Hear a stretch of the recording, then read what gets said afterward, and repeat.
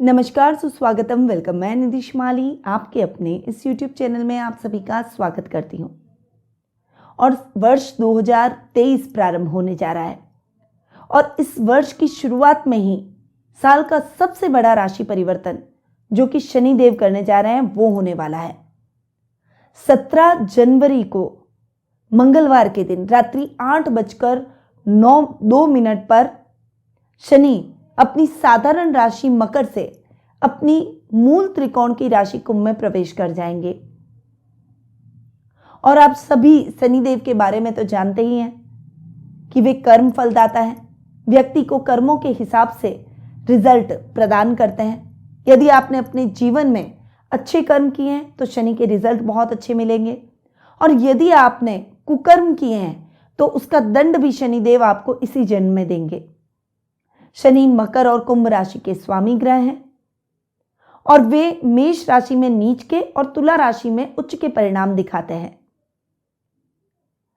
शनि की तीसरी, 7वीं और 10वीं दृष्टि अच्छी नहीं मानी जाती है। वहीं शनि अगर किसी स्थान पर बैठे तो उस स्थान में वृद्धि करते हैं, उसका अच्छा ही करते हैं, पॉजिटिव करते हैं।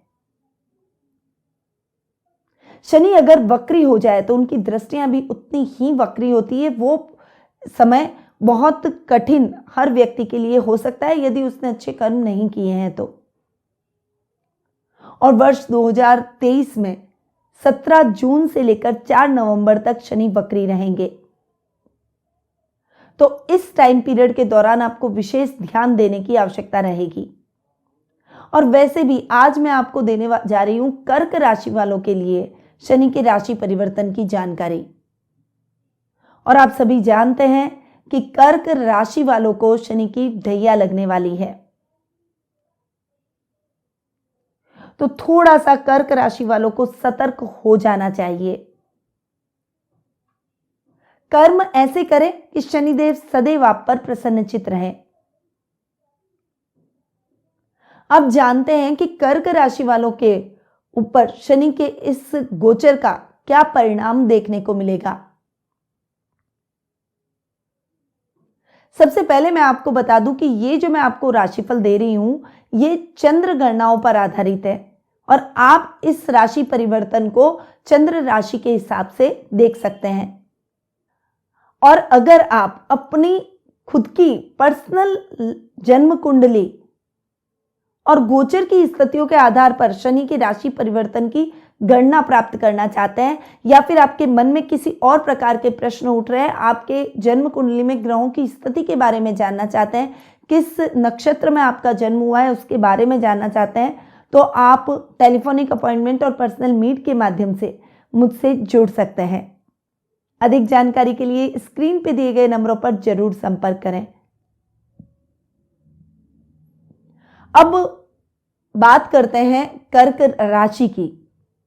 तो आपकी राशि में शनि अब तक शश नामक महापुरुष योग बनाकर बैठे थे। बहुत अच्छा टाइम पीरियड आपने 2.5 साल शनि का निकाला है और शनि के रिजल्ट व्यापारी वर्ग को बहुत ही अच्छे देखने को मिल रहे थे।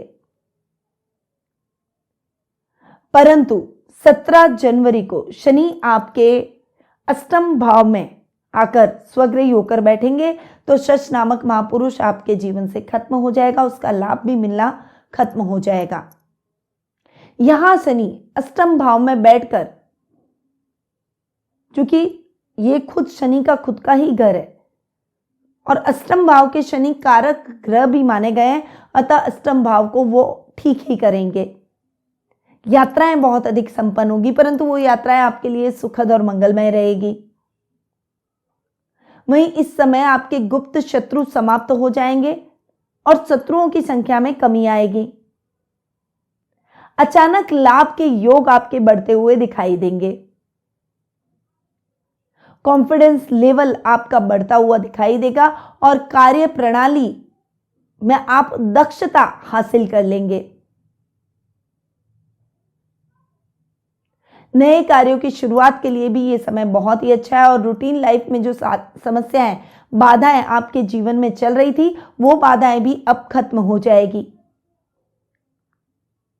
हालांकि शनि का शशनामक महापुरुष योग खत्म हुआ है, परंतु सप्तम भाव के हिसाब से भी शनि के रिजल्ट अच्छे रहेंगे, क्योंकि सप्तमेश अपनी से एक घर आगे जाकर बैठे हैं। इस समय दाम्पत्य जीवन में एक दूसरे को लेकर चलेंगे, एक दूसरे की भावनाओं को समझेंगे। वहीं लव रिलेशनशिप में थोड़ा सा सोच समझकर आगे बढ़िएगा, क्योंकि लव मेट से धोखा मिल सकता है। बाधाएं जरूर आपके जीवन में आएगी, परंतु आप इन बाधाओं का केन केन प्रकारेण किसी न किसी प्रकार से हल ढूंढते हुए दिखाई देंगे। व्यापार में आ रही दिक्कतें परेशानियां खत्म हो जाएगी। कुछ इंपॉर्टेंट डिसीजंस आपको अपने व्यापार में इस कार्यकाल के दौरान लेने पड़ सकते हैं, परंतु वो डिसीजंस आपके लिए सकारात्मक रहेंगे।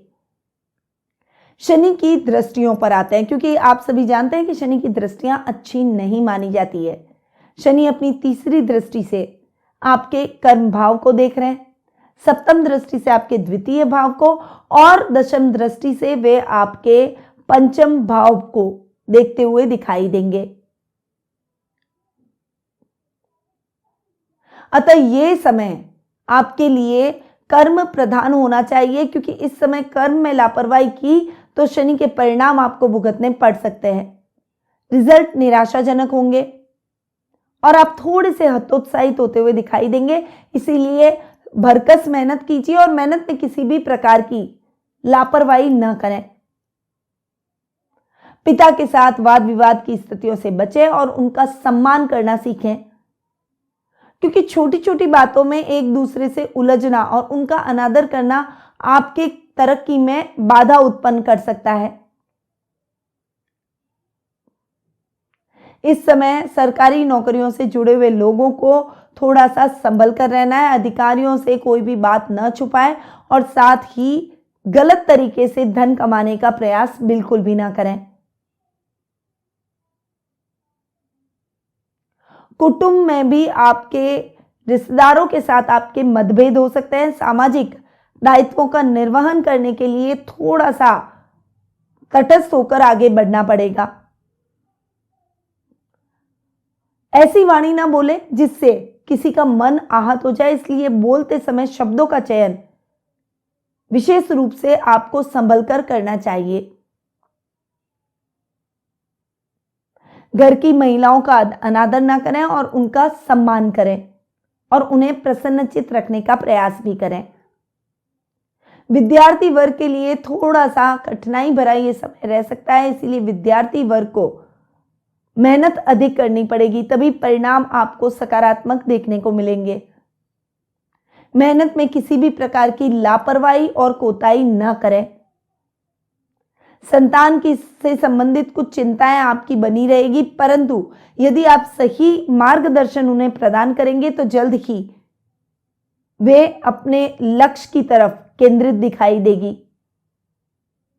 टेक्निकल फील्ड से जुड़े हुए लोग, इंजीनियर्स, माइनिंग डिपार्टमेंट में काम कर रहे लोग, या कोई माइनिंग का काम आपका है, रासायनिक पदार्थों का काम है, सिक्योरिटी का काम है, प्रशासनिक सेवाओं का काम है, आईपीएस या फिर पुलिस, सेना, नेवी जैसे काम में आप कार्यरत है, तो ये समय बहुत ज्यादा सावधान होकर चलने का है, क्योंकि आपकी कुंडली में मंगल योग कारक ग्रह है और मंगल के स्थानों पर शनि की दृष्टियां पड़ रही है।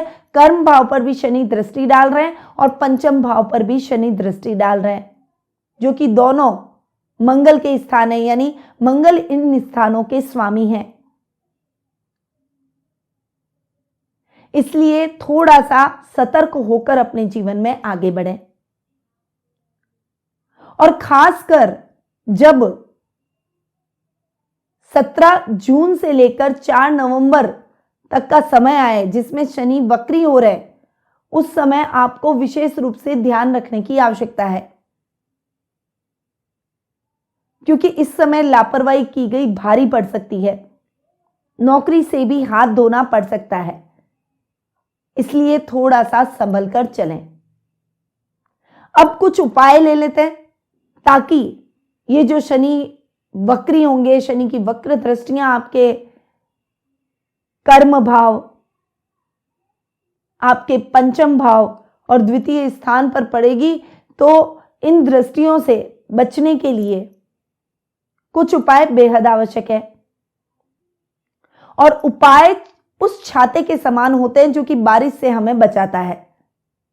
इसीलिए उपायों को अपने जीवन में जरूर अपनाएं। तो आपको क्या करना है, शनिवार के दिन काले तिल और काली उड़द की दाल का दान जरूर करें। सरसों के तेल या तिल्ली के तेल में पकोड़े तलकर जरूरतमंद लोगों को शनिवार के दिन आपको बांटना चाहिए। सफाई कर्मियों का सम्मान करें और उन्हें किसी न किसी प्रकार से मदद जरूर करें। पक्षियों के लिए दाने पानी की व्यवस्था आपको जरूर करनी चाहिए। साथ ही शनि के बीज मंत्र ओम शन शनिश्चराय नमः, इस मंत्र का जाप शनिवार के दिन जरूर करें। हनुमान जी की पूजा आराधना से शनिदेव प्रसन्नचित रहते हैं, इसीलिए मंगलवार के दिन हनुमान जी की पूजा आराधना करें और संकट मोचक हनुमान स्तोत्र का पाठ जरूर करें। तो ये कुछ उपाय हैं जो कि आपको शनि की ढैया में भी शनि के सकारात्मक परिणाम दिलवा सकते हैं। इसीलिए आपको इन उपायों को जरूर अपनाना चाहिए। अब मैं अपनी वाणी को यहीं विराम देती हूं। स्वस्थ रहिए, व्यस्त रहिए, मस्त रहिए और सदैव मुस्कुराते रहिए। जय श्री राधे कृष्णा।